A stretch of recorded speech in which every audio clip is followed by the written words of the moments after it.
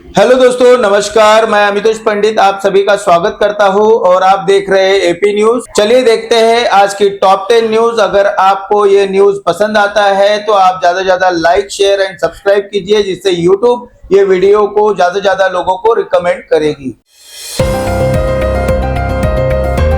भिवंडी के ward number 6 में आयोजित प्रेस कॉन्फ्रेंस में के साहब ने कांग्रेस के चारों युवा और शिक्षित उम्मीदवारों को खुला समर्थन देते हुए कहा कि वे इस चुनाव को पूरी मजबूती से लड़ेंगे।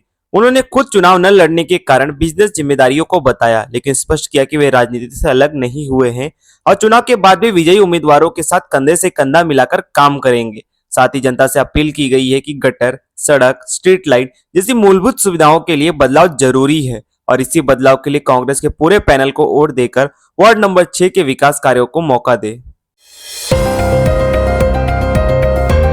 भिवंडी के वार्ड नंबर 20 में चुनावी माहौल के बीच शिवसेना उद्धव बाला साहेब ठाकरे गुट के उम्मीदवार शंकर राजाराम तावरे और उनके पैनल के बदलाव का आह्वान किया है। प्रेस बातचीत में उम्मीदवारों ने कहा कि वार्ड में वर्षों से पानी की किल्लत, अंधेरी गलियां, बंद स्ट्रीट लाइट, गटर और साफ सफाई जैसी बुनियादी सुविधाएं जस की तस बनी हुई है, जिस पर अब तक गंभीर काम नहीं हुआ। पैनल ने वादा किया कि जीत के बाद वार्ड में एक अच्छी लाइब्रेरी, बच्चों और बुजुर्गों के लिए गार्डन, ओपन जिम और मूलभूत सुविधाओं को प्राथमिकता दी जाएगी। भिवंडी के वार्ड नंबर 18 में कांग्रेस पार्टी ने चुनाव प्रचार को और तेज करते हुए गौरीपाड़ा, खजूरपुरा और आसपास के इलाकों में डोर टू डोर अभियान चलाया, जिसकी शुरुआत उम्मीदवार श्रीकांत सिद्धेश्वर कामूर्ति के कार्यालय से हुई। इस दौरान कांग्रेस कार्यकर्ताओं ने घर घर जाकर नागरिकों से सीधे संवाद किया, उनकी समस्याएं सुनी और पार्टी के विकास को विजन को सामने रखा। श्रीकांत कामूर्ति ने कहा कि कांग्रेस का मकसद सिर्फ चुनाव जीतना नहीं, बल्कि पानी, कचरा, शिक्षा जैसी बुनियादी समस्याओं को अस्थायी समाधान देना है। प्रचार के दौरान जनता के समर्थन जताते हुए भरोसा दिलाया कि 15 तारीख को पंजा निशानी पर मतदान किया जाएगा। भिवंडी के वार्ड नंबर 19 में चुनावी सरगर्मी तेज हो गई है, जहां कांग्रेस की पदयात्रा में भारी जनसैलाब उमड़ता नजर आया।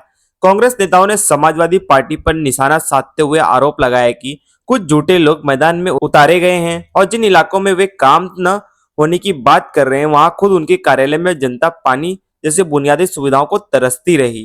कांग्रेस नेताओं ने दावा किया कि वार्ड में पानी, लाइट और अन्य सुविधाओं पर बड़ा काम हो चुका है और अब आरसीसी सड़कों के जरिए स्थायी समाधान की तैयारी है। भिवंडी के वार्ड नंबर 6 में चुनावी राजनीति ने नया मोड़ ले लिया है, जहां पूर्व कांग्रेस नगर सेवक ने पार्टी नेतृत्व पर गंभीर आरोप लगाते हुए कहा कि कांग्रेस में रहकर उनकी कभी सुनवाई नहीं हुई और गद्दारी करने वालों के खिलाफ कार्रवाई में भी पार्टी ने साथ नहीं दिया। इसी कारण उन्होंने कांग्रेस से इस्तीफा देकर जावेद भाई के विकास एकता मंच से चुनाव लड़ने का फैसला किया है। उम्मीदवार ने दावा किया कि बीते पौने 4 साल से नगर सेवक न होने के बावजूद उन्होंने कोरोना काल में राशन, दवाइयां और जन सेवा का काम लगातार जारी रखा और आगे भी वार्ड की जनता के लिए पूरी मजबूती से काम करते रहेंगे। भिवंडी के वार्ड नंबर 9 में चुनावी प्रक्रिया को लेकर बड़ा विवाद सामने आया, जहां उम्मीदवार अली हुसैन उर्फ सोनू राशन ने आरोप लगाया कि उन्हें चुनाव से हटाने के लिए 20 लाख रुपए का ऑफर दिया गया और धमकियां भी दी गई। सोनू राशन का कहना है कि उन्होंने ईवीएम में अपना प्रचलित नाम दर्ज कराने के लिए नियमानुसार फॉर्म नंबर 15 समय पर जमा किया था। बावजूद इसके अधिकारियों की कथित लापरवाही या साजिश के चलते उनका उर्फ नाम कैंसिल कर दिया गया। उन्होंने आरोप लगाया कि कुछ प्रभावशाली लोगों ने चुनाव कार्यालय में सेटिंग करवाई है और जानबूझकर उनका नाम हटाया गया है। भिवंडी के वार्ड नंबर 18 में कांग्रेस पार्टी की ओर से एक भव्य और जोरदार रैली निकाली गई, जो श्रीकांत सिद्धेश्वर कामूर्ति के कार्यालय से शुरू होकर पूरे इलाके में निकली, जिसमें बड़ी संख्या में स्थानीय नागरिक, कार्यकर्ता और समर्थक शामिल हुए। रैली के दौरान हाथों में पार्टी के झंडे और कांग्रेस के समर्थन में नारों ने पूरा चित्र गूंज उठा। कांग्रेस उम्मीदवार श्रीकांत कामूर्ति ने कहा कि यह रैली केवल चुनावी प्रदर्शन नहीं, बल्कि जनता के भरोसे और समर्थन का प्रतीक है। उन्होंने बताया कि वार्ड की जनता विकास, पारदर्शिता और ईमानदार नेतृत्व चाहती है और इसी विश्वास के साथ लोग कांग्रेस के साथ खड़े हैं। मुंबई में रिलायंस फाउंडेशन के यूनाइटेड इन ट्रायम्फ्स कार्यक्रम में भारत के तीनों वर्ल्ड कप विजेता क्रिकेट टीमों को एक साथ सम्मानित किया गया, जहां रिलायंस फाउंडेशन की संस्थापक अध्यक्ष नीता अंबानी, रेड कारपेट पर पुरुष टीम के कप्तान रोहित शर्मा, महिला टीम की कप्तान हरमप्रीत कौर और ब्लाइंड क्रिकेट टीम की कप्तान दीपिका टीसी के साथ नजर आई। इस मौके पर नीता अंबानी ने कहा कि पुरुष, महिला और ब्लाइंड तीनों भारतीय क्रिकेट टीमें एक ही छत के नीचे मौजूद हैं और देश को गर्व व खुशी देने वाले इन चैंपियनों को आज हर भारतीयों की ओर से सम्मानित किया जा रहा है।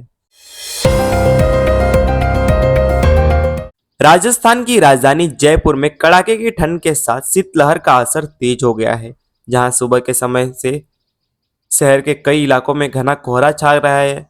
कोहरे की मोटी परत के कारण दृश्यता काफी कम हो गई, जिससे सड़क यातायात प्रभावित हुआ। मौसम विभाग के अनुसार ठंड और कोहरे की स्थिति फिलहाल बनी रह सकती है। ऐसे में लोगों को सतर्क रहने और सावधानी बरतने की सलाह दी गई है।